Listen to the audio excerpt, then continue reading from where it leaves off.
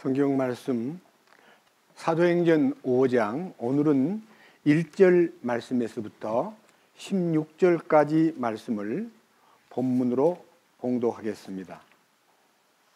사도행전 5장 1절입니다. 그러나 아나니아라 하는 어떤 사람이 자기 아내 삽비라와 함께 소유 하나를 팔아 그 값에서 얼마를 감추었는데 그의 아내도 이 일에 은밀히 관여하였더라. 그가 일부만 가져다가 사도들의 발 앞에 두거늘 베드로가 이르되 아나니아야 어찌하여 사탄이 네 마음에 가득 차서 네가 성령님께 거짓말을 하고 땅값에 얼마를 감추었느냐? 땅이 남아있었을 때에 네 것이 아니었느냐? 그것을 판 뒤에도 네 마음대로 할 수 있지 아니하였느냐? 네가 어찌하여 이 일을 마음속에 품었느냐? 네가 사람들에게 거짓말하지 아니하고 하나님께 하였도다 하니 아나니아가 이 말을 듣고 쓰러져 숨을 거두매 이 일들을 들은 모든 사람들에게 큰 두려움이 임하더라. 젊은 사람들이 일어나 그를 싸서 들고 나가 묻으니라. 3시간쯤 시간이 지난 뒤에 그의 아내가 이루어진 일을 알지 못하고 들어오매 베드로가 그녀에게 응답하여 이르되 내게 말하라. 너희가 땅을 그 값에 팔았느냐 하니 그녀가 이르되 예, 그 값이니이다 하거늘 이에 베드로가 그녀에게 이르되 어찌 너희가 서로 합의하여 주의 영을 시험하려 하였느냐? 보라, 네 남편을 묻은 사람들의 발이 문 앞에 이르렀은즉 또한 너를 메고 나가리라 하니 이에 즉시 그녀가 그의 발 앞에 쓰러져 숨을 거두니라. 젊은 사람들이 들어와 그녀가 죽은 것을 보고 그녀를 들고 나가서 그녀의 남편 곁에 묻으니 온 교회와 이 일들을 들은 모든 사람들에게 큰 두려움이 임하더라.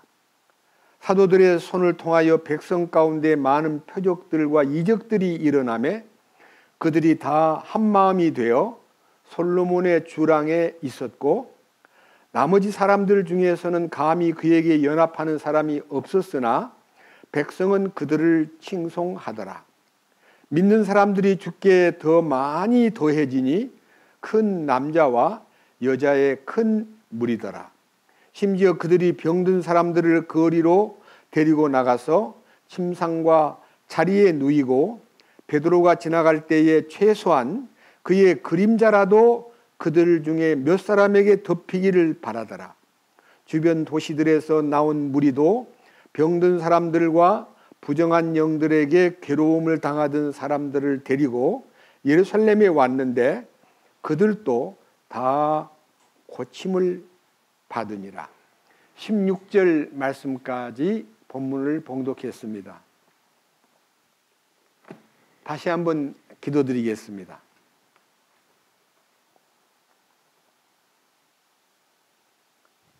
주님, 오늘은 주님께서 우리를 위해서 죽었다가 살아나신 부활을 기념하는 날입니다. 우리는 매주 새로운 주일을 맞이할 때마다 주님의 부활을 기념하고 그 능력을 찬양합니다.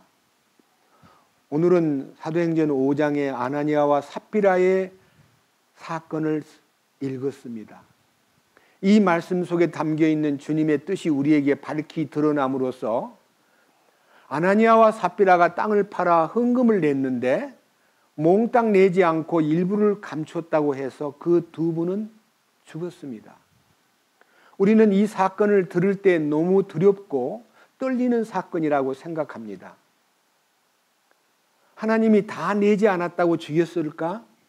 어째서 이 두 사람은 내고도 바치고도 죽임을 당해야만 했을까?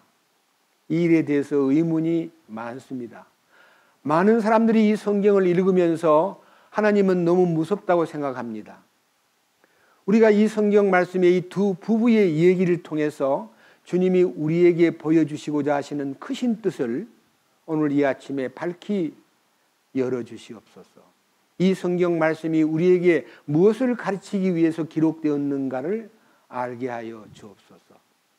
이 자리에 함께 참석한 형제 자매님들 뿐만 아니라 이 말씀을 접하는 모든 분들에게 주님의 권위와 주님의 거룩하신 뜻과 주님의 계획이 무엇이었던가를 알게 해 주심으로써 이 두 부부의 죽음이 주는 교훈을 우리가 바로 받고 주님께 감사하도록 이끄시옵소서. 우리 주 예수 그리스도의 이름으로 기도드렸습니다. 아멘. 오늘 이 본문 말씀을 제가 일주일 동안 묵상하면서 많은 마음의 생각이 지나갔습니다. 혹시 여러분들도 이 성경을 만약 읽으셨다면, 지금 본문을 읽을 때 들으셨다면 성령이 오셔가지고 굉장히 놀라운 사건들이 지금 벌어지고 있는데, 이 두 부부가 자기도 땅을 팔아가지고 바치기는 바쳤는데 몽땅 바치질 않고 일부를 감추어 두었습니다. 그리고 사도 앞에 나가서 헌금을 이렇게 내놓을 때 베드로가 묻기를 땅 판값이 전부 다냐? 이렇게 물었을 때 아닙니다. 생활에 염려가 돼서 일부는 집에다 놔두고 절반 정도 갖고 왔습니다. 아니면 3분의 1 갖고 왔습니다. 이렇게 일부만 갖고 왔습니다. 죄송합니다. 다 바치지 못하는 제 작은 믿음을 부끄럽게 생각합니다. 아무 문제 없이 거짓말하지 않고도 자기가 바친 것에 대해서 이 정도밖에는 제 믿음이 없네요 라고 얘기를 했으면 이렇게 죽지 않아요. 그런데 여기서 이 두 부부가 합의를 해가지고 판 것이 전부 다냐 물을 때 예, 다합니다.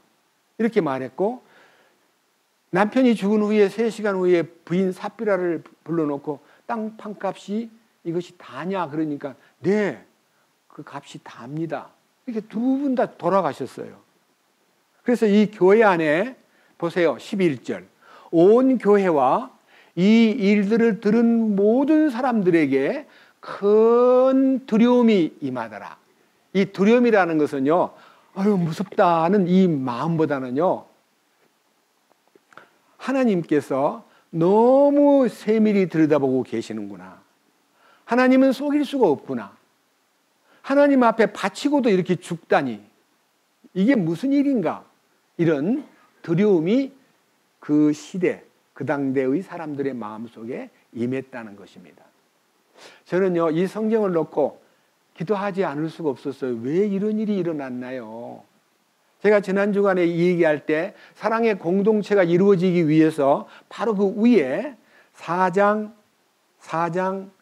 이 32절부터요. 믿는 사람들이 마음이 하나가 되고 혼이 하나가 되어 모든 것을 공동으로 소유하고 아무도 자기가 소유한 어떤 것들을 조금이라도 자기 거라고 말하는 사람이 아무도 없었다. 그러니까요.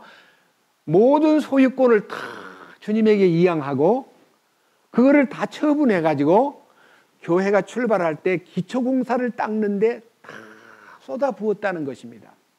그 광경을 아나니아와 삽비라도 지켜보고 이제 가로늦게 아마 제일 마지막 번에 자기들도 땅을 팔아가지고 내놓은 것 같습니다. 그런데 여기에 기록된 5장 1절에요. 여러분들이 주의 깊게 봐야 됩니다. 성경을요. 옛날 개역에는 이게 안 기록되어 있어요. 보세요. 5장 1절. 그러나 하는 말은요. 어떤 말을 시작할 때 처음부터 그러나 이런 말을 하면 뭔 말인지 몰라요. 바로 앞에 무슨 말이 있는 거예요. 그 말에 대한 결론. 다시 말하면 앞에 어떤 얘기를 해놓고 나서 그러나 하는 말은요.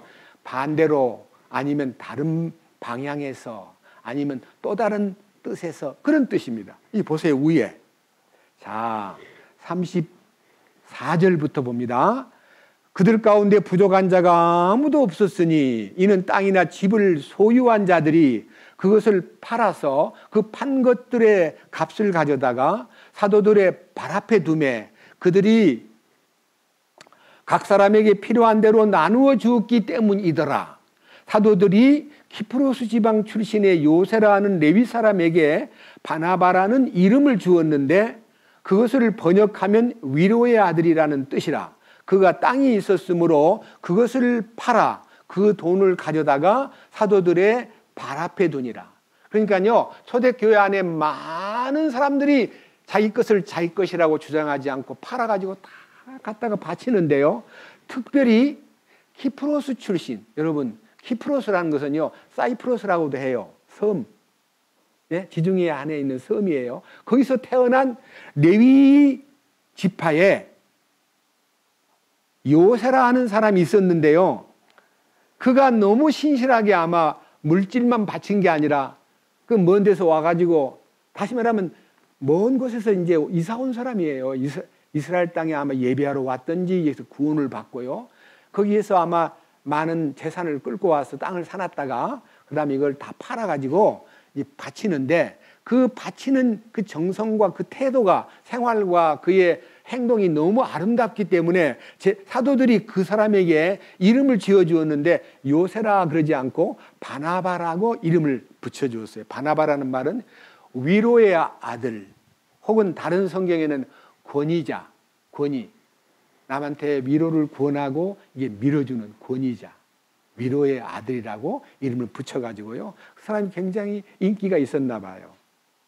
그러니까요, 요세라는 레위 지파에 속한 사람이 바나바라는 이름을 얻어가지고 굉장히 사랑을 받고 있는 것을 본 아나니아와 삽비라라는 부부가, 여보, 우리도 처분해가지고 바칩시다. 이렇게 이제 바칠 마음이 생긴 거예요. 5장 1절 다시 봅니다. 그러나 바칠 마음은 좋았는데 뭐라 그래요? 아나니아라는 어떤 사람이 자기 아내 삽비라와 함께 소유를 팔았는데 그 값에서 얼마를 감추었어요. 그의 아내도 이 일에 은밀하게 관여하였어요. 그리고 그가 일부만 가져다가 사도들의 발 앞에다가 갖다 놨어요. 이게 뭡니까? 성령이 충만한 역사 속에서 일사불란하게 막 움직이는 속에요, 사탄이 딱 한 부부에게 개입을 한 겁니다. 그러면요, 이 마음에서요 이렇게 부끄러운 행동을 하는데 이 일에 대해서요, 이건 아니야, 여보, 이거 우리가 지금 다 모든 것을 쏟아놓는데 우리가 이렇게 감추어둔다는 게 되는가? 아니야. 이렇게 사탄의 꼬드김을 거절해야 되는데, 여기 3절에 뭐라 했어요? 베드로가 이르되 아나니아야, 어찌하여 사탄이 네 마음에 가득 차서 네가 성령님께 거짓말을 하고 땅값의 얼마를 감췄느냐. 그러니까요, 사람들 앞에 보이는 것이 지금 중요한 게 아니다. 너희들이 지금 내 앞에다가 무슨 헌금을 갖다 놓는다고 내가 좋아하니? 나는 관심 없어. 성령님이 지켜보고 계셔. 성령님이 지켜보시는 데서 어떻게 성령님께 거짓말을 하느냐. 그 말은요, 초대교회가 시작될 때요, 성령 충만, 감사 충만, 만문 정복, 모든 것을 쏟아붓는 그런 시점에서 성령이 지켜보고 있다는 것을 망각한 이 아나니아와 삽비라가요, 땅값을 감춰놓고요, 둘이가 의논해서 합의가 돼가지고 이거 전부 다라고 그럽시다. 뭐하러 거짓말을 해요? 뭐하러 거짓말을 하냐고요. 전부 다라고 합시다. 밑에 보십시오. 4절, 땅이 남아있었을 때에 네 것이 아니었느냐? 그것을 판 뒤에도 네 마음대로 할 수 있지 아니하였느냐? 네가 어찌하여 이 일을 내 마음속에 품었느냐? 네가 사람에게 거짓말하지 아니하고 하나님께 하였도다. 이게 제일 큰 숙제가 이제 하나님 앞에 거짓말을 한 거예요. 여러분, 이 문제가요, 너무나 어려운 문제이기 때문에 이 사건을 놓고 많은 사람들이 헌금을 잘못 내면 죽구나, 헌금을 내도 다 안 바치면 죽는구나, 몽땅 바쳐야만 사는구나, 이렇게 생각할 수 있습니다. 그렇지 않습니다. 한번 보십시오. 5절, 아나니아가 이 말을 듣고 쓰러져 숨을 거두고 이 일들을 들은 모든 사람들에게 큰 두려움이 임하더라.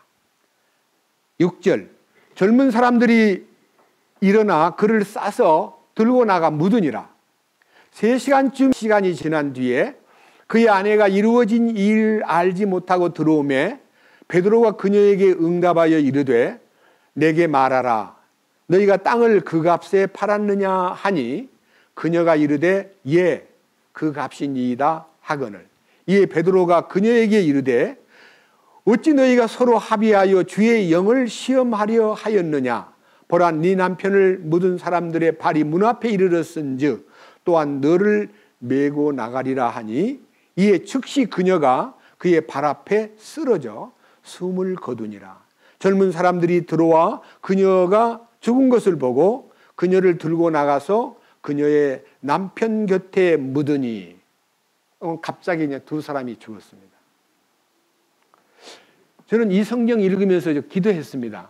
주님 정말 오늘 이 다음 주일날 말씀을 전할 때 이거 사건을 얘기해 주는데 이 사건 속에 무엇이 숨어 있다고 얘기할까요? 무슨 뜻이 있다고 말씀을 전할까요? 말씀을 주세요 하고 매달렸는데요. 수요일쯤 되니까 저는 주일날 딱 끝나고 집에 가면 벌써 이 본문을 읽고 기도합니다. 일주일 동안 이 말씀을 들고 씨름을 합니다. 근데 갑자기요. 여호수아가 탁 생각나. 여호수아 6장, 7장, 8장. 여호수아 6장, 7장, 8장에 뭐가 있냐면요. 이스라엘 민족이 40년 동안 광야 생활을 끝내고 이제 요단강을 건넙니다. 요단강을 건너면 첫 성이 여리고성입니다. 그 여리고성을 어떻게 하면 정복할 것인가를 연구하기 위해서 정탐꾼 2명을 보냅니다. 그런데 마땅히 숨을 데가 없어가지고요. 성경에 기록된 대로 기생 라합이라는 집에 숨었습니다. 여러분 성경에서요. 너무 많은 구절마다 기생 라합, 옛날에는 기생 그리고 요즘에는 창녀 라합, 창녀라고 하는 이름을 가진 별로 이게 아름답게 보이지 않는 여자한테 가서 그 집은 아무나 드나드는 집이고 아무나 들어가도 의심 안 하는 집이니까 그 집을 들어간 거예요. 정탐꾼이. 그런데 이제 이스라엘 사람 스파이가 여리고에 들어왔다는 소문이 광과에 알려짐으로써 경찰이 탁 닥친 거예요. 이 집에. 딱 닥쳐가지고 너네 집에 이스라엘 스파이가 왔지? 하고 얘기할 때 만약 그가 그 땅에 대한 매력을 느끼고 그에 대해서 많은 어떤 꿈이 있었다면 네, 제가요 잡아다가 이 지붕에다가 지금 딱 숨겨놨는데 데리고 가십시오 하고 신고만 하면 큰 포상을 받을 수 있는 사람이에요. 그런데요 깜짝같이 탁 속이는데요. 네, 왔다 간 건 분명한데요 해가 지기 전에요 나루토로 가버렸습니다. 빨리 쫓아가 보세요 하고 따돌려 버린 거예요. 따돌려 보내놓고 나서 그가 지붕에 올라가서 두 정탐꾼에게 이렇게 얘기합니다. 하나님께서 이스라엘 민족을 사랑하시고 인도하시고 이 땅을 주신 줄 제가 믿습니다. 이스라엘 민족이 와서 이 땅을 정복하고 이 땅을 완전히 통치할 때 나를 살려주시고 우리 가족들을 돌봐주세요 하고 막 간절히 비니까요. 감동받은 두 정탐꾼이 약속을 하고 그 다음에 이제 지혜로운 이 라합의 이제 라합이라는 얘기를 창녀라는 이름을 빼겠습니다. 우리 자매니까요. 라합 자매님이 한 사흘 동안 산속에 숨어 있다가 그리고 가세요. 만약 그 사람들이 계속 뒤지다가 만약 더 많은 군인을 풀면 잡힐지 모르니까 사흘 동안 산속에 숨었다가 그리고 가세요. 해가지고 무사히 탈출을 해서 모세에게 여호수아에게 보고를 드리고 그 다음에 정탐꾼을 이제 통해서 이 여리고성의 분위기를 충분히 파악한 다음에 하나님의 작전 명령 여리고성을 하루에 한 바퀴씩 돌아라. 그리고 마지막 7일 되는 날 7바퀴를 돌아라. 그리고 성을 향해서 소리를 질러라. 그러면 그 성곽이 다 무너지거들랑 그 성을 정복하라. 그리고 붉은 줄을 달아내린 그 라합 자매의 집을 손대지 말고 잘 보존해라. 그렇게 이제 명령을 내리는데요. 거기에 뒤따른 명령 하나가 있는데 이 명령은 너무 중요합니다. 오늘 이 아나니아 삽비라 얘기하고 비슷한 얘기입니다. 자, 성경 이제는 여호수아로 가야 되겠습니다. 자, 말씀을 이제 읽으면서 이 뜻을 한번 살펴보겠습니다. 여호수아 이제는요 6장으로 갑니다. 6장의 제목이 뭐라고 되어 있냐면 282페이지 6장의 제목이 여리고 정복입니다. 자, 여리고 정복을 이제 하는 데 있어서 하나님이 작전을 세워가지고 이 일들을 이제 쭉 행동으로 옮기는데요. 17절 말씀에서 19절까지 말씀에 하나님의 특별 명령이 주어집니다. 자, 읽겠습니다. 도시와 그 안에 있는 모든 물건은 주께 저주를 받을 터이나 오직 창녀 라합과 그녀와 함께 집에 있는 모든 자는 살리니 우리가 보낸 사자들을 그녀가 숨겼느니라. 너희는 반드시 저주받은 물건으로부터 너희 자신을 멀리하라. 너희가 저주받은 물건 중에서 취하여 너희 자신을 저주받게 하며 또 이스라엘을 진영을 저주거리로 만들고 괴롭힐까 염려하노라. 그러나 모든 은과 금 그리고 놋과 쇠의 기구들은 주께 거룩히 구분되었은즉 그것들을 주의 보고에 드릴지니라 하니. 그래서 이제 여리고성이 무너질 때요, 어느 누구도 여리고성 안에 있는 보물을 만지지 마라. 그 안에 들어있는 심지어는 금, 은 그리고 놋, 쇠 기구들까지 다 걷어가지고 하나님의 창고에다가 보고 하나님이 원하는 곳에다가 모아놓고 손대지 마라. 손을 대면 죽는다. 이렇게 저주받는다고 얘기했습니다. 자, 그랬습니다. 자, 이 사건을 넘어갑시다. 7장으로 갑니다. 여리고성을 점령한 다음에 여리고에서 이제 거리로 말하면 한 100리가 조금 넘는 곳에 아이라는 베델 동네에서 조금 떨어진 아이라는 작은 성이 하나 있었습니다. 거기에 다시 정탐꾼을 보냅니다.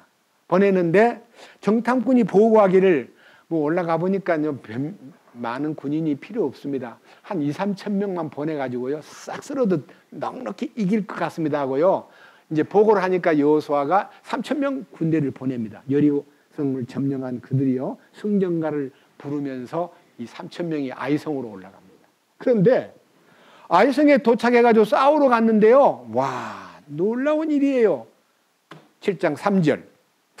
여호수아에게 돌아와 그에게 이르되 온 백성을 올라가게 하지 마시고 2~3,000명만 올라가 아이를 치게 하소서. 그들이 적으니 온 백성으로 하여금 거기 가서 수고하게 하지 마소서 하므로 이에 백성 중에서 3,000명가량이 거기로 올라갔다가 아이 사람들 앞에서 도망하며 아이 사람들이 그들 중에서 36명쯤을 치고 성문 앞에서부터 스바림까지 쫓아와 내려가는 비탈에서 그들을 침으로 백성의 마음이 녹아서 물같이 되니라. 3,000명이 올라갔다가요 이상하게 사기가 떨어졌는지 도망가다가 36명이 죽고요 패전하고 돌아온 다음에 너무너무 힘을 잃고 막 어쩔 줄 모르니까요 여기 6절 이하를 보면요 대단합니다. 여호수아가 막 옷을 찢고요 그리고 장로들을 모아놓고요 주의 언약궤 앞에서 막 엎드려가지고 머리에 흙을 끼얹고 밤 늦을 때 저녁 때가 다 될 때까지 하나님 슬픕니다. 하나님 어찌하여 우리가 이렇게 패전하였습니까?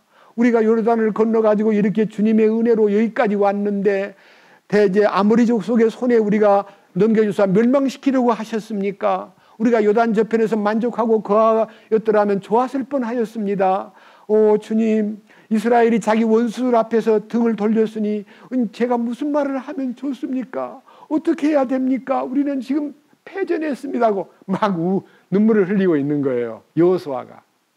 이 여호수아가 모세를 이어가지고 이제 이스라엘 민족을 데리고 와서 여리고성을 하나님의 능력으로 탁 점령했을 때는 대단히 사기가 충천했는데 아이성을 치러 갔다가 이렇게 36명이 죽고요. 도망온 군인들 3,000명 중에서 2,964명이 돌아와가지고요. 막 어쩔 줄 모르니까요.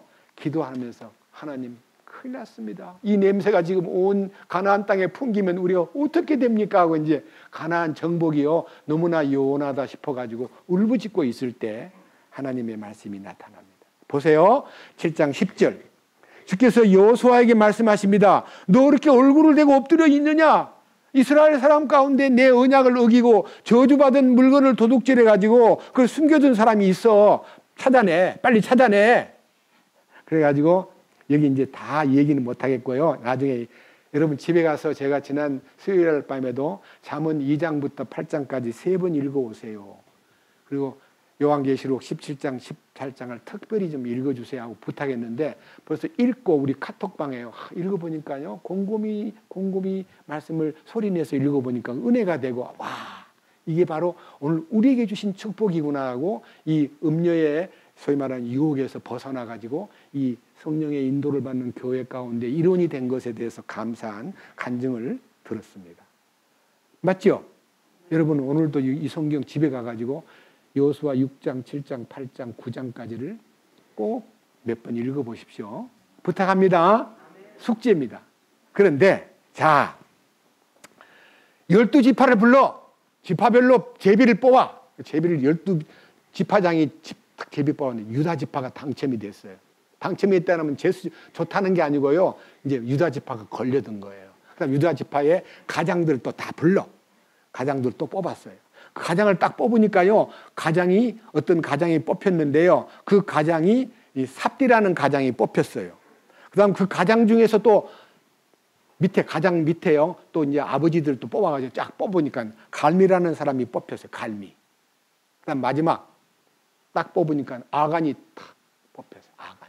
그러니까요. 제비를 뽑는 것은요. 하나님의 결정이기 때문에 이렇게 아주 섬세하게 제비를 뽑아라. 자, 보세요. 14절. 그러므로 너희는 아침에 너희 지파대로 나오라. 주가 뽑은 지파를 가족대로 나오고 주가 뽑을 가족은 집안대로 나오며 주가 뽑을 집안은 남자끼리 나올지니라. 또 그 저주받은 물건을 가지고 있다가 뽑힌 자를 불러 태우되 그와 그의 모든 소유를 그리하라. 그가 주의 언약을 어기고 이스라엘 안에서 어리석은 짓을 행하였느니라 하시느니라. 이에 여호수아가 아침에 일찍 일어나 이스라엘 그들의 지파대로 나오게 하였더니 유다 지파가 뽑혔더라. 또 유다 지파가 가족을 나오게 하여 세라족 속의 가족을 뽑았고 세라족 속의 가족을 남자끼리 나오게 하였더니 삽디가 뽑혔으며 그 집안을 남자끼리 나오게 하였더니 유다 지파에 속한 세라의 증손이요 삽디의 손자요 갈미의 아들인 아간이 뽑혔더라. 아간이 이제 뽑힌 거예요. 아간을 딱 여호수아가 불러놓고 무슨 일이 있었어? 이실 짓고 하는 거예요.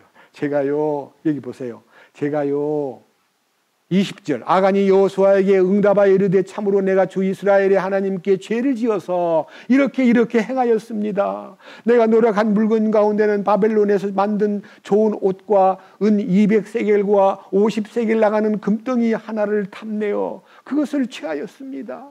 내가 이것들을 내 장막 가운데 땅속에 감추어 두었고 은은 그 밑에 있나이다. 이렇게 이제 아간이라는 사람이 뽑혀가지고요. 여리고가 점령될 때 그 안에 있는 은, 금, 바벨론산 외투, 아주 좋은 외투를 살짝 가져다가 집에 그 당시 장막을 쳤으니까 장막 밑에 땅 파가지고 그냥 묻어놨어요. 그걸 다 끄집어내가지고 그와 그의 가족들을 데리고 가서 24절 여호수아 온 이스라엘이 세라의 아들 아간을 붙잡고 금과 옷과 금덩이와 그의 아들 딸들과 소와 나귀와 양과 장막과 그에 속한 모든 것을 데리고 아골 골짜기로 가서 여호수아가 이르되 네가 어찌하여 우리를 괴롭게 하였느냐 주께서 이날 너를 괴롭게 하시리라 하며 이스라엘이 그를 돌로 치고 그들을 돌로 친 뒤에 불로 태우며 그 위에 돌무더기를 크게 쌓아 이날까지 이르게 하였더라. 이에 주께서 자신의 맹렬한 분노에서 돌아서시니 그러므로 그곳 이름을 이날까지 아골골짝이라고 하였다. 여러분 찬송가 아시죠? 아골골짝 빈들에도 복음 들고 가오리다. 아골골짝이 뭐예요? 괴로움의 골짜기. 예, 이스라엘 민족에게 큰 괴로움을 준 아간의 사건. 이 구약의 가나안 정복의 제1성인 여리고를 정복하고 그 안에 있는 금덩어리, 은, 외투, 바벨론산 외투를 몰래 갖다가 집에다 숨겨놓은 죄로 이스라엘의 군인들이 아이성을 치러 갔다가 36명이 전사하고 그들이 사기가 땅바닥에 떨어졌을 때에 하나님이 내 명령을 저버린 누구를 찾아내라. 제비를 뽑아라. 이렇게 명령을 내린 다음에 아간이 나타나고 그 아간이 고백함으로써 그와 그의 모든 집안 식구들과 소유가 돌무더기 속에서 죽음을 맛보고 불을 질러버렸어요. 이게 이제 그 다음에요 8장 보면요 뭐라고 나와요? 제목이 아이가 함락되는 거예요. 이제 아이성을 이제 함락하는 얘기는 여러분이 읽어보세요. 제가 말씀드리고 싶은 것은요, 하나님께서 함께하는 무리 가운데 작은 문제 하나가 있어도요, 하나님은 그 정결하고 거룩한 분이기 때문에 그거를 처리 안 하면 역사를 딱 중지시켜버리는 거예요. 저도 우리 교회가 지금까지 이제 말씀을 통해서 흘러오면서도요, 정말 중요한 것은 우리 가운데 누군가가요, 이 교제 가운데 제대로 주님의 뜻을 따르지 않고 이 교제를 해롭게 만들고 힘을 빠지게 만드는 사람이 있으면요, 주님은 그 사람을 지목합니다. 근데 사실은요, 스스로 조용하게 떠난 사람은 있어도요, 이 교제를 힘 빼고 이 교제를 어렵게 만든 사람이 없기 때문에 우리 중에서 죽은 사람은 없어요. 아셔야 됩니다. 초대교회에 성령이 충만하고 말씀이 넘치고 만문이 정복되고 기초공사를 탄탄히 하기 위해서 모든 것을 쏟아붓는 그 역사적인 현장에서 아나니아와 삽비라 같이 사탄에게 꼬드김을 받아가지고 탐심이 생기고 그다음에 거짓말을 하게 되고 아무 두려움 없이 하나님 앞에서 성령님에게 거짓말을 해가지고 모면하려는 그런 거짓말하는 거, 이게 얼마나 무서운 죄인지 모릅니다. 그러면 아나니아 삽비라가 왜 죽었는가 아시겠죠? 아간같이 처리되었구나. 성경적인 입장을 밝히겠습니다. 자, 이제 아나니아 삽비라가 죽은 성경적인 이유를 저는 찾아냈습니다. 이걸 딱 보고 나니까 맞다, 알았습니다. 너무 감사해가지고요, 너무너무 기쁜 마음으로 지금 여러분 앞에 선포합니다. 제가 은혜를 먼저 받았거든요. 누가복음 21장으로 갑니다. 자, 이제 누가복음 21장 5절부터 봅니다. 근데 보는데 이걸 다 보면 시간이 없으므로 제가 이제 설명을 올리겠습니다. 제자들이 예수님 앞에 성전이 그 아름다움으로 꾸며진 모습을 보고 예수님, 이 성전 너무 좋아요 하고 자랑을 하니까 예수님이 6절에서 21장 6절에서 너희가 보는 이것들로 말하건대 날들이 이르리니 그때에 돌 하나도 다른 돌 위에 남지 아니하고 다 무너지리라 하시매. 성전이 너무나 화려하니까요, 그 성전은요 솔로몬 성전이 아니고요 느헤미야 성전도 아니고요 헤롯 성전이라는요 46년에 걸쳐서 지은 대단히 꾸민 집이에요. 멋있게 꾸며놨기 때문에 예수님한테 성전을 자랑하니까 예수님이 이미 이 성전을 헐라 내가 사흘 후에 일으키리라고 성전이 시대가 끝난다는 걸 말했잖아요. 그런데 성전을 자랑하니까 예수님이 이 성전이 어느 날요 돌 하나도 돌 위에 첩놓이지 않고 다 무너지리라 이렇게 예언을 하셨어요. 그때 이제 그들이 언제쯤 되면 그런 일이 일어납니까 하고 물으니까요, 그 일에 대해서 많은 얘기를 하는데요, 그것이 이제 종말의 예언과 겹쳐가지고 이스라엘 민족의 운명을 얘기하는데, 여러분 이스라엘 민족의 운명과 지구의 종말은 겹쳐져 있습니다. 그래서 여기 겹쳐져 있는 이유 중에 29절을 보면요, 무화과 나무와 모든 나무를 보라. 그들이 싹이 나면 내가 보고 이제 여름이 가까웠구나 하고 느끼듯이 이런 일이 일어나는 것을 볼 때에 하나님의 왕국이 가까이 왔다는 것을 너희가 알아라. 이렇게 이제 말씀했기 때문에 이스라엘 민족의 회복과 이 지구 역사의 종말은 겹쳐져 있다는 걸 여러분이 아시기 바랍니다. 아시겠죠? 자, 그런데 여기에 커다란 얘기가 있습니다. 자, 밑에 12절. 누가복음 21장 12절입니다.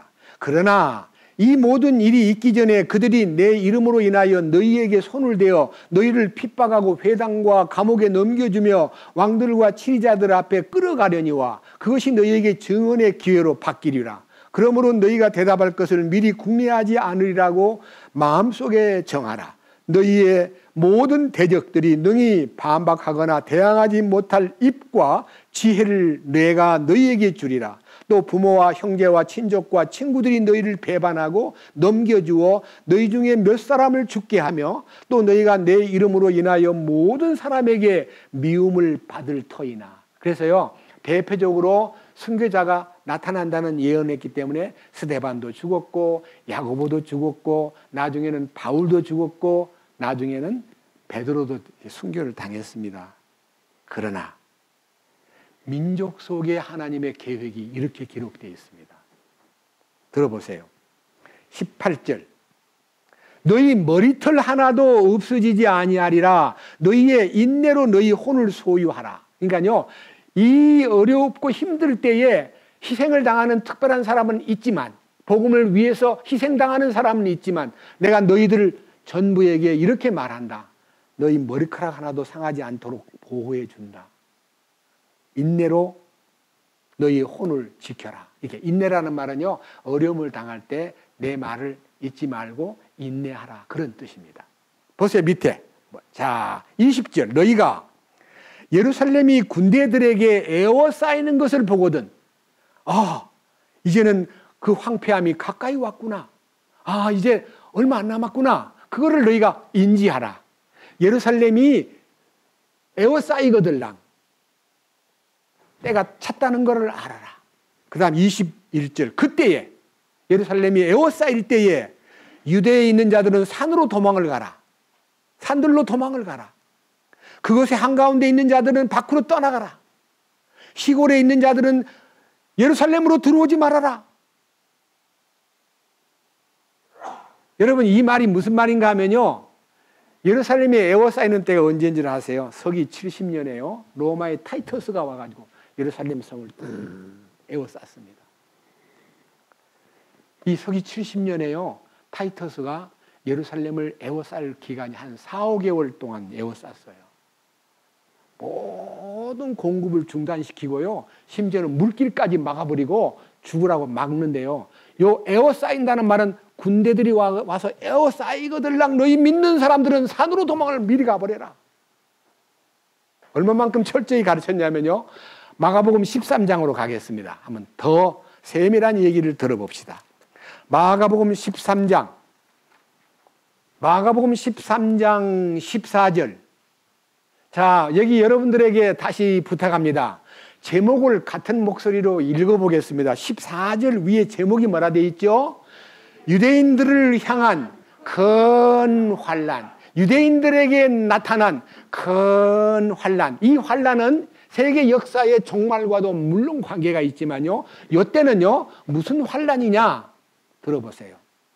14절. 그러나 대언자 다니엘을 통해 말씀하신 바 황폐하게 하는 가증한 것이 서지 못할 곳에 선 것을 너희가 보거든 읽는 자는 깨달을지어다. 그때 유대에 있는 자들은 산들로 도망할지어다. 어디로 도망가라고요? 지금 예루살렘이 유대 땅이에요. 예? 너희들은, 제가 이스라엘 땅을 가봤기 때문에 산악이 굉장히 험한 산이 많아요. 이제 유대 광야라는 것은요, 예루살렘 베들레헴 남쪽에요. 그 다음에 이제 사해 바다에 이제 끼고 있는 그 왼쪽으로요, 유대 광야, 험하고 말로 다 못한 험한 산이에요. 그리로 도망을 가래요. 보세요. 유대에 있는 자들은 산으로 도망을 가고, 그 다음에요 15절. 지붕에 있는 자는 집에 내려가거나 자기 집에서 무엇을 취하려고 그 안에 들어가지도 말라. 지붕에 있다는 말은요, 지붕에서는 우리 같은 이런 지붕이 아니에요. 테라스 같이 이렇게 평평한 지붕이에요. 비가 별로 안 오기 때문에요, 지붕이요 기도하는 곳이에요. 그런데 거기서 기도하다가 갑자기 예루살렘 성이 에워싸이는 걸 보들랑 집 안으로 내려가지 마라. 급하다는 뜻이에요. 집 안에 내려가서 뭐 가지러 가지 마라. 빨리 도망을 가라. 그 다음 뭐라 그랬어요 또? 자, 그 다음 16절. 들에 있는 자들은 겉옷을 가질러 뭐 하지 말라? 일할 때 이렇게 옷을 입고 일을 해요? 그죠?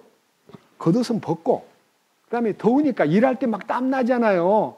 그러니까 심지어는 땀 나기 때문에 겉옷을 벗어놓고 일을 하다가도 성이 에워싸였다는 소식이 들리거들랑 겉옷을 가지러 가지 말라는 말은 그렇게 급하게 서둘러서 산으로 도망가라는 거예요. 여기 있잖아요. 지붕에 있는 자들은 집에 내려가 자기 집에서 무엇을 취하려고 그 안에 들어가지도 말며, 그 다음에 밭에서 들에 있는 자는 겉옷을 가지려 뒤돌아가지도 말지어다. 이게 얼마나 엄한 명령이에요. 근데요, 역사가 요세부스의 기록에 의하면요, 예수 믿고 이 명령을 받은 사람들은 잽싸게 도망을, 성이 에워싸일 때 그냥 완전히 산으로 도망가 버렸어요. 한 명도 안 죽었대요. 그런데 만약 아나니아 삽비라가 그렇게 해놓고도 연보를 감춰놓고 우리 나중에 어찌 어려울지 모르니까 좀 놔둡시다 하고 좀 이렇게 남겨두면 도망가라 할 때 도망가지겠어요? 안 가지겠어요? 안 가지지요. 저는 유교 사변을 겪은 사람입니다. 솔직히 말해서 저는 저 집에는 집이 일본서 살다가 나와가지고 일본 사람이 살다가 간 집에 소위 말하는 귀한정이라는 마을에서 남의 집이에요. 거기서 살다 보니까요, 산에 유교 사변 날 때 산으로 도망갈 때요, 몽땅 다 버리고 갔어요. 별로 아무것도 없으니까. 근데 저희 집 사람 어머니는요, 새로 집을 지은 지 얼마 안 됐기 때문에 유교 사변 났을 때 다 피난 간다 그러는데 어머니 하시는 말씀이, 장모님 하시는 말씀이, 내 집 지킬게. 피난 안 갔대요. 집을 지키려고. 왜냐하면 너무 애지중지 그동안 많은 집을 옮기다가 이 집을 하나 잘 지어놨는데 이 전쟁이 터졌어요. 그래서 집을 지키려면 놔두고 가면 돼요, 안 돼요? 가기가 쉽지 않은가 봐요. 그래서 속으로 롯의 가정과 같이 롯도 머뭇거리고 뭐 안 나가려 그러니까요, 천사가 와서 손을 잡고 끄집어냈잖아요. 끄집어내면서 뒤돌아보지 말아라 했는데 꽝 하고 터지니까 롯의 부인이 뒤돌아본 거예요. 그죠? 주님 오실 때 그렇게 하면은 뒤돌아볼 것이 있으면 너는 휴거를 못 한다는 뜻이에요. 아시겠습니까? 그러니까 여러분, 지금부터 정리하셔요. 주님 오실 때를 대비해서 무엇인가 내 마음을 끄는 게 있으면요, 처리해야 돼요. 인간관계, 돈 문제, 어떤 사랑하는 어떤 대상, 어떤 것도 주님이 가자 떠날 때 네, 기다렸어요 하고 떠나야지, 주님 잠깐만요.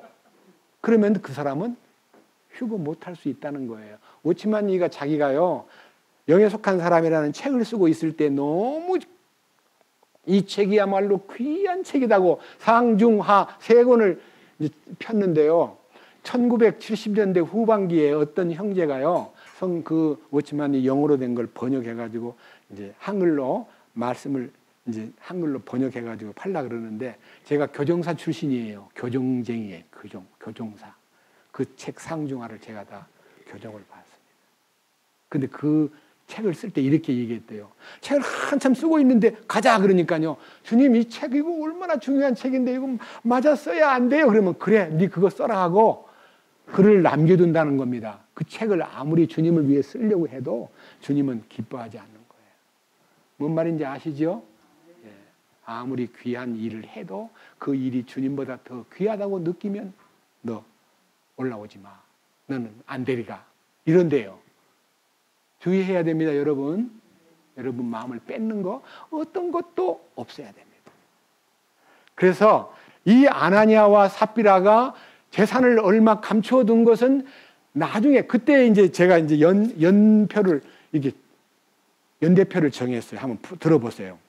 아나니아 삽비라 사건이 언제 났냐 그러면요, 서기 30년에 성령 예수님 십자가에 돌아가셨고 부활하셨고 오순절이 이르렀고, 그 서기 30년에 성령 충만한 오순절이 일어났어요. 그러니까 여기는 오순절 날 일어난 사건이니까요, 서기 30년에 일어났어요.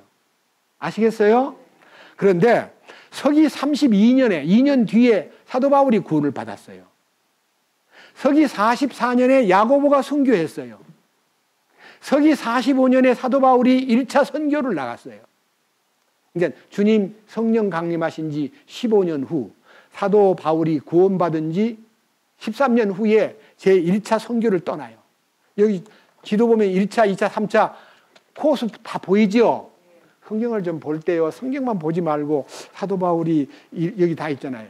1차, 2차, 3차 선교 여행 줄로 다 표시된 거 있어요. 여기 다 성경까지도 다 나와 있어요. 아시겠어요? 이거 쳐다보고 좀 연구 좀 하세요. 어디서 어디까지 갔다 왔는가. 아시겠죠? 자, 1차 선교를 서기 45년에 떠났고 2차 선교를 53년에 8년 후에 또 떠났고 그 다음에 2년 후에 55년에 3차 선교를 떠났고 그 다음에 62년에 사도 바울이 로마로 끌려갔고 67년에 사도 바울이 순교를 당했어요. 그러니까요, 예수님의 성령이 임하신 지 37년 안에요, 큰 사건이 지나가요. 저는 그걸 생각하면요, 저도 구원받은 지 66년도에 구원을 받았으니까요, 지금 몇 년 전이에요? 지금 22년이니까 한번 누가 수학을 좀 해보세요. 2022년 빼기 1966년 몇 년이에요? 56년이죠. 맞아요? 그죠? 근데 56년 중에서요, 절반 정도는 실패의 길을 걸었어요. 잘못된 길을. 모르고. 혼의 구원을 몰랐기 때문에 죄사함 받은 거 하나만 붙들고 막 허우적거리는 신앙생활을 하다가 2000년부터 지금까지 22년 동안 주님이 정하신 길을 지금씩 걷고 있습니다. 너무 감사해요. 그 놀라운 변화 때문에 여러분들이 이 말씀을 통해서 끌려와 가지고 여기서 말씀 안에서 사는 그 행복한 모습을 저는 너무나 감사하게 생각합니다. 그런데 사도 바울과 사도 베드로가 순교당한 지 3년 후에 로마의 타이터스라는 장군이 예루살렘을 진격해 가지고요, 예루살렘 성을 에워싸버렸어요. 그때 솔직히 말해서요, 서기 45년부터 선교 여행을 떠난 사도 바울이요, 외국에 나가서 선교를 물론 합니다. 전도를 많이 해서 구원받은 사람이 생겨요. 에베소 교회, 빌립보 교회, 데살로니가 교회, 골로새 교회, 라오디게아 교회, 교회가 막 섭니다. 서서 정말 믿음 안에서 살려고 할 때 사도 바울이 한 일 중에 가장 중요한 일을 성경을 통해서 여러분에게 한 부분만 보여드리겠습니다. 보세요. 사도행전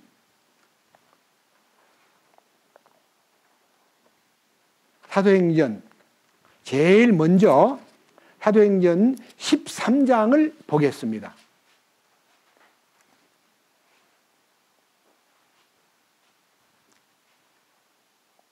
1절입니다. 이제 안디옥에 있던 교회의 어떤 대언자들과 교사들이 있었으니 곧 바나바와 니게르라는 시몬과 구레네의 루기오와 사분용주 헤롯과 함께 양육받은 미나행과 사울이더라.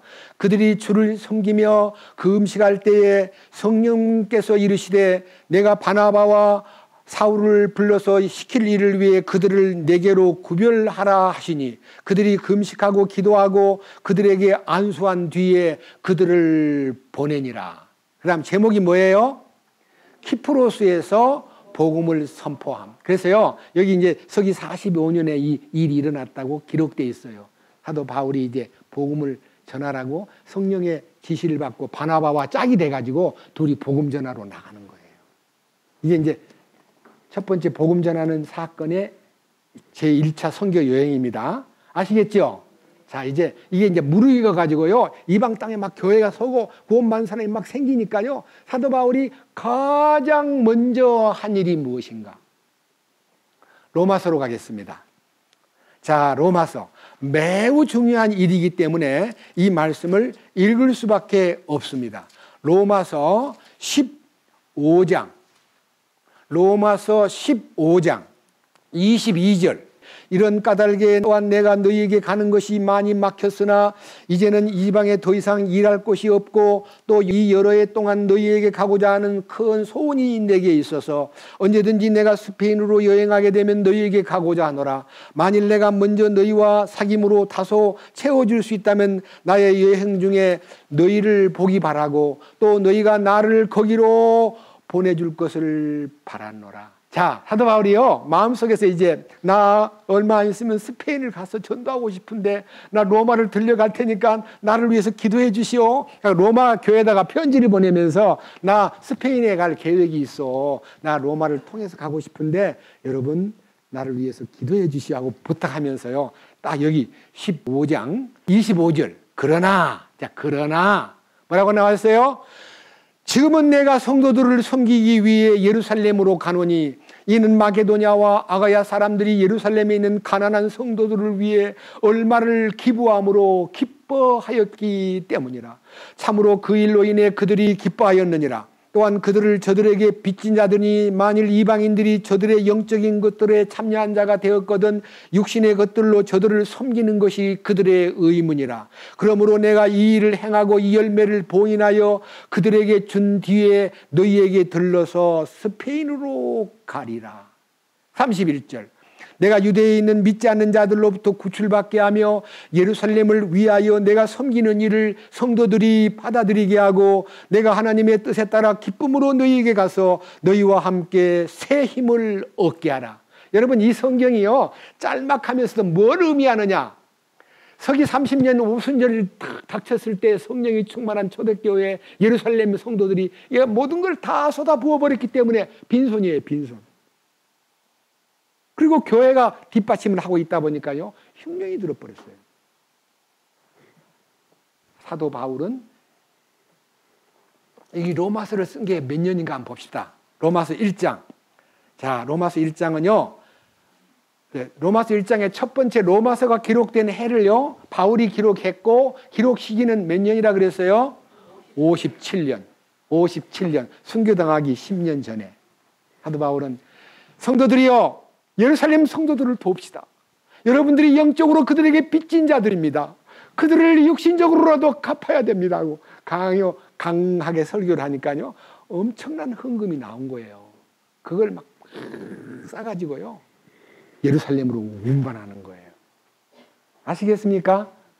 바울이 이방에 가서 전도하고 돈을 너무 많이 갖고 들어오니까요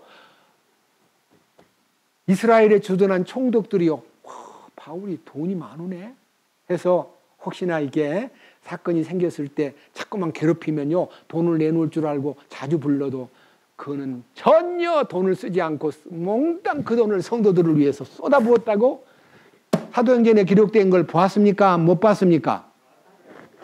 사도 바울은 절대로 어려움을 당할 때 관가에다가 돈을 매겨가지고 나 좀 봐주시오, 나 좀 돌봐주세요, 나 좀 빨리 감옥 생활 싫어요 하고 돈을 쓰지 않았습니다.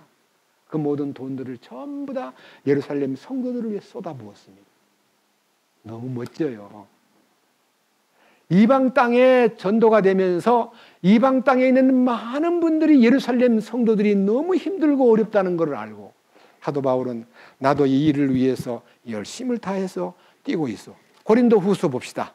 자, 고린도 후서 이 일을 위해서 사도 바울이 얼마나 노력을 했는가를 여러분 앞에 8장을 소개합니다. 8장. 고린도 후서 8장.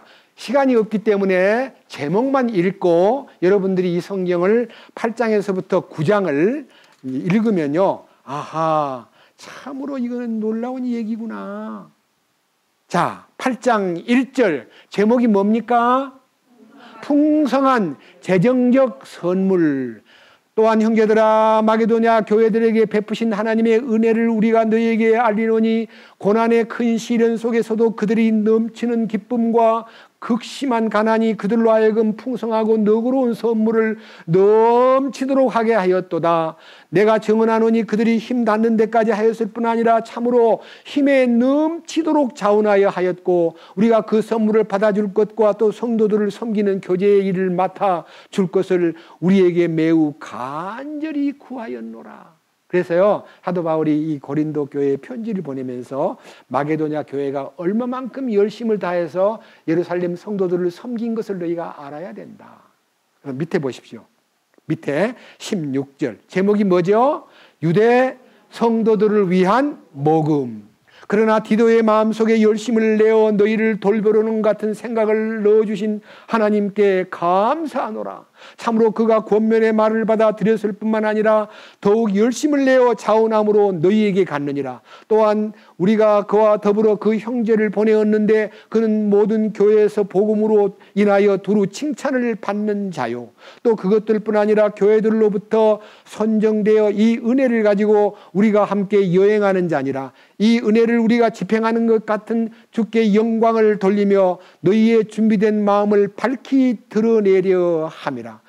우리는 우리가 집행하는 이 풍성한 선물에 대하여 아무도 우리를 비난하지 못하게 하려고 조심하며 주의 눈앞에서뿐 아니라 사람들의 눈앞에서도 정직한 일들을 예비하노라. 이 말이 뭔 말이냐면요, 사도 바울뿐만 아니라 디도라는 형제, 디도서를 받은 디도, 사도 바울의 제자인 디도도 돌아다니면서 예루살렘을 섬기는 일에 강력한 권고를 하는데, 나 너무너무 기뻐. 그는 참 나의 동역자야. 예루살렘을 섬기기 위해서 그 애쓰는 모습이 너무 귀하고 아름다워. 여러분, 디도에게 협력하세요. 이 전부 다요, 예루살렘 성도를 돕는 데 대한 모금 운동을 하는 장면들이에요. 예배당 짓는다고 뭐 사업한다고 돈을 내라가 아니라 성도를 섬기라고 헌금을 한 거예요. 일단 밑에 보세요. 밑에요. 이 말씀이 우리에게 더 은혜가 됩니다. 자, 9장 1절 제목이 뭐죠? 제물로 성도를 섬기는 일. 예, 그렇습니다. 사도 바울은 이 제물로 성도 섬기는 것은 예루살렘 사랑하는 성도들이 서기 30년에 자기 있는 것을 다 쏟아부었기 때문에 빈털터리가 돼버리고 그들이 너무 어려움 속에서 고통을 받으니까 우리 뒤에서 밉시다 하고 이방 구원을 받은 이방의 여러 지역을 다니면서요, 모금 운동을 했는데 어떻게 결정을 내렸느냐. 여기 보세요. 다만 내가 말하는 것은 이것이니 곧 인색하게 뿌리는 자는 또한 인색하게 거둘 것이요 풍성하게 뿌리는 자는 또한 풍성하게 거두리라는 것이라. 저마다 자기 마음속에 정한 대로 낼 것이요 마지못해 하거나 억지로 하지 말지니 하나님은 즐거이 내는 자를 사랑하시느니라. 하나님께서 능히 모든 은혜를 너희에게 넘치게 하시나니 이것은 너희가 항상 모든 일에서 모든 것이 넉넉하여 모든 선한 일을 풍성히 하게 하려 하심이라. 이것은 기록된 바 그가 널리 재물을 흩어 가난한 자들에게 주었으니 그의 의가 영원히 지속되는도다 함과 같으니라.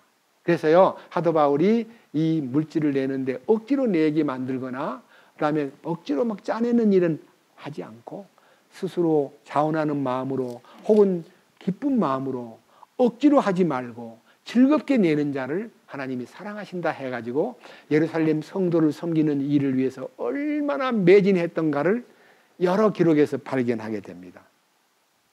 여러분, 우리가 이 교제 가운데서 참으로 성도들이 어렵고 힘든 사람이 있으면요, 그냥 모른 척하고 내버려 두지 말고 자기가 도와주기, 차라리 자기가 도와줄 수 있으면 도와주는 건 좋지만요, 자기 힘이 부족할 때는요, 교제 가운데 이 얘기를 해가지고 그를 도울 수 있는 길을 만들어야 돼요. 우리는 성도를 섬기는 것이 교회가 하는 일입니다. 저는 그 일을 위해서 다른 데 대한 의견은 별로 말하지 않지만 교제 가운데 가난하고 어려운 성도가 나타나거나 힘들게 보이면 꼭 좀 돌봐주셔야 될 필요를 저도 앞장서고 그다음 형제들도 그 일을 위해서 나서도록 권고하고 격려하고 있습니다. 이 성경에 있는 원리대로예요. 목사 섬기라고 여러분 앞에 광고하지 않습니다. 주님 섬기는 것이 1차요. 그 다음에 그것이 생활 속에 나타나는 것은 성도를 섬기는 것입니다. 여러분, 몸을 섬길 때 어디를 섬겨야 마땅합니까? 가장 약한 지체, 가장 병들어 있는 지체, 섬기는 방법 간단합니다. 자, 제가 오른손을 뼈가지고 물 들어가면 안 된다고 여기다 칭칭 감아놨는데 머리 감을 때 이 왼손이 하는 말, 너도 같이 해. 그러니까 너는 안 돼. 가만히 있어. 그럽니까? 아니, 뭐, 이 손을 보고 머리가 네 물 담그면 더 고름이 더 생기고 더 상처가 커지니까 너는 쉬어. 그래요. 같이 하자 그래요. 근데 왼손이 하는 말이 불평해요, 안 해요? 안 해, 절대로. 그게 섬기는 방법이에요. 약한 지체를 돌보는 거예요. 혼자서 머리 감으면 무척 복잡해요. 잘 안 되는 것 같고. 더군다나 왼손은. 그래도 짜증 안 내고 해요. 왜? 상처난 오른손 손가락을 돌보기 위해서. 아시죠? 우리는요, 주님 주시는 축복을 이 교제 가운데 한 몸이라는 것을 알면 섬기는 것이 당연하다는 것을 잊지 마시기 바라고, 이 축복의 대열에서 이탈한 아나니아와 삽비라가 하나님의 징계로 데려간 거예요. 자, 이 사람 데려갔다 해서 지옥 가요? 여러분, 아나니아 삽비라가 지옥 가요? No. 여기 보세요. 지옥 안 갔다는 증거를 보여드리겠습니다. 고린도전서 3장 12절.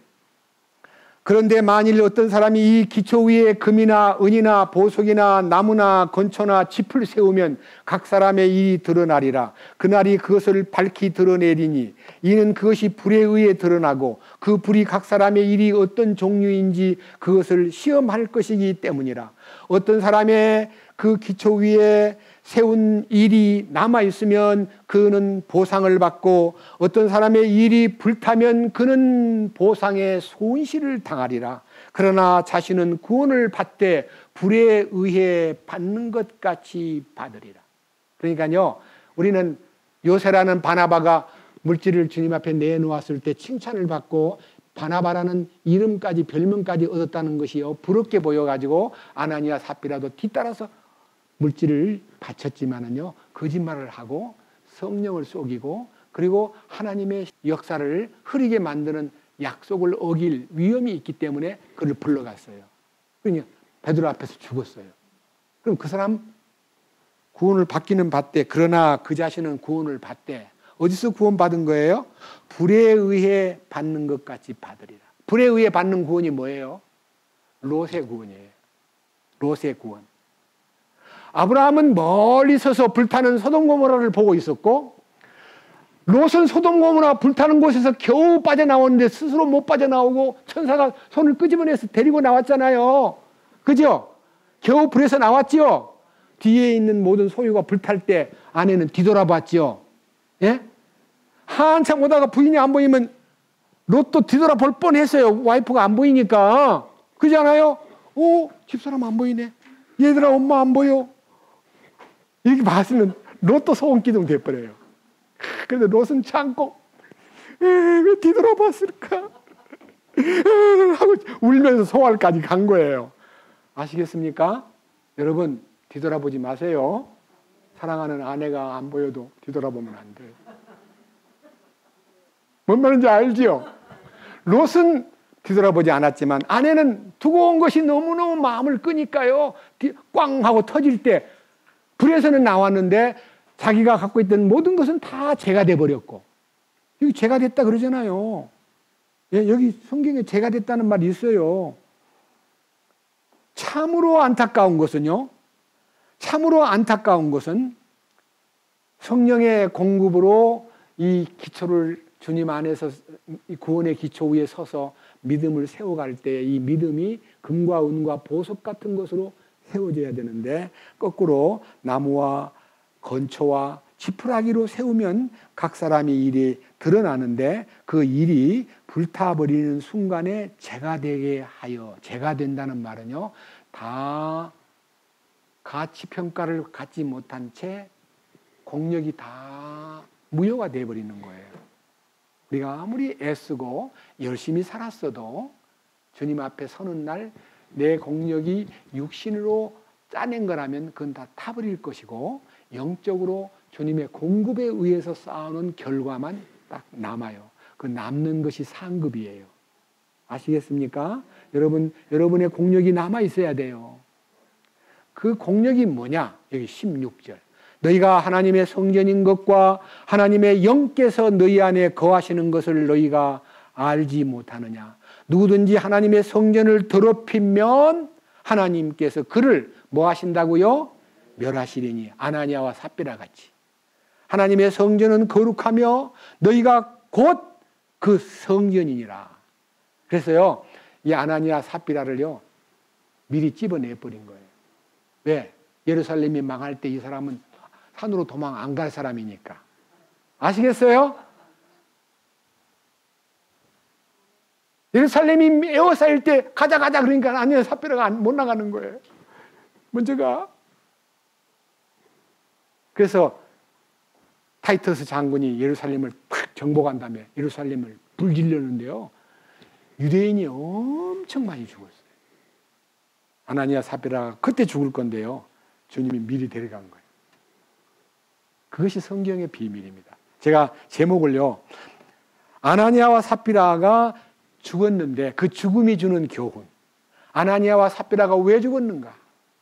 그걸 제목으로 달았어요. 여러분들 아나니아 삽비라 같은 사람 같이 되지 말고 성령을 속이고 거짓말하는데 조금이라도 가담하면 안 돼요. 여러분 이번에 이태원의 그 무서운 참사 사건 157명이 죽은 사건에요. 많은 사람이 거짓말을 해요. 좀 인터넷에 뜬 걸 보니까요. 뭐 누구라고 이름을 안 밝히겠습니다. 누가 거짓말했다 하면 탁 드러나요. 얼마나 창피해요. 진실해야 돼요. 예수 믿는 사람은 거짓말하지 않습니다. 왜? 하나만 더 보고 마치겠습니다. 요한복음 8장. 요한복음 8장. 제일 중요한 성경인데 이거를요 여러분들의 마음속에 깊이 간직하시면 참 좋겠습니다. 자, 44절. 요한복음 8장 44절. 너희는 너희 아비 마귀에게서 났으므로 너희 아비의 욕망을 행하려 하느니라. 그는 처음부터 살인한 자요 자기 속에 진리가 없으므로 진리 안에 거하지 아니하고 거짓말을 할 때에 자기 것으로 말하나니 이는 그가 거짓말쟁이요 거짓의 아비이기 때문이라. 사탄은 거짓말쟁이입니다. 거짓의 아비입니다. 거짓의 근원이에요. 그 거짓의 아비가 아나니아 삽비라 속에 들어간 거예요. 하나님께서 그를 미리 데려가신 거예요. 그 구원을 부끄러운 구원이라. 우리는 우리가 죽을 때도요 아름답게 죽어야 돼요. 주님 보시기에 이쁘게 죽어야 그를 데리고 낙원으로 가잖아요. 그죠? 부끄럽게 죽으면 데리고 가는 것보다는요 억지로 이제 문 앞에 와가지고 문 열어주세요. 얼마나 답답하겠습니까? 우리는 예수 믿고 죽은 후에 주님 품으로 가는 건 맞지만요. 주님, 내가 살았을 때 주님이 내 안에 와서 거주하고 나도 주님 안에 거하는 상호 동거하는 위치에서 주님의 이끄심을 따라 세상 그 어떤 것도 아까 우리가 불렀잖아요. 세상의 부귀 영화, 세상의 명예, 세상의 어떤 행복도 예수님과는 바꿀 수 없습니다 하는 이런 고백이 우리의 삶 속에 실제가 되기를 주님의 이름으로 축원합니다. 기도하겠습니다. 주님 감사합니다. 오늘은 아나니아 삽비라가 너무나 충격적인 죽음을 당했기 때문에 매우 두렵고 떨리는 일이지만 그가 주님의 뜻을 참으로 놀랍게 나타나는 성령의 명령과 움직임을 보고도 거짓의 아비인 사탄에게 꼬드기어서 재산을 얼마 감춰놓고 거짓말한 일로 인해서 미리 그를 불러간 사건에 대해서 함께 생각해 보았습니다. 구약의 여리고성을 점령할 때 아간처럼 예루살렘 교회에 놀라운 역사가 나타나고 있을 때에 아나니아 삽비라처럼 하나님 앞에 교회 안에 눈에 가시 같은 존재가 되지 않고 교회를 어지럽히는 사람이 되지 않도록 우리를 각성시켜 주시고 주님의 뜻을 따라서 순종하고 충성하고 이기는 자로 살아갈 수 있도록 이끌어 주시옵소서. 우리 주 예수 그리스도의 이름으로 기도드렸습니다. 아멘.